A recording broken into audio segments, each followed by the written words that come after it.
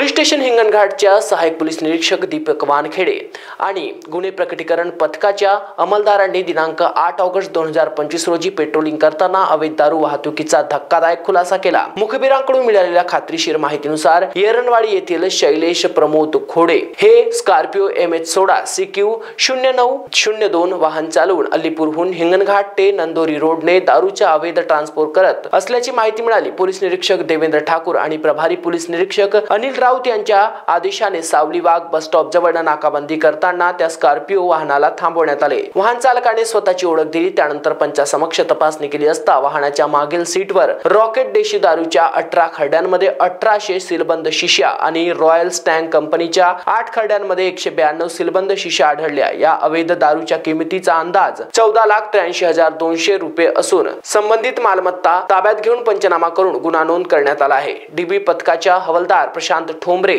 यांच्या नेतृत्वाखाली पोलीस कर्मचारी किशोर कडू, जगदीश चव्हाण, राजेश शेंडे, आशिष नेवारे, मंगेश वाघमारे, रोहित साठे यांनी कारवाई केली। सदरच्या प्रकरणाचा पुढील तपास प्रशांत ठोंबरे यांच्याकडे आहे। या धाडसी कारवाईमुळे हिंगणघाट पोलीस प्रशासनाला मोठं यश मिळालं आहे। महाराष्ट्र 24 करिता आशिफ कुरेशी, हिंगणघाट।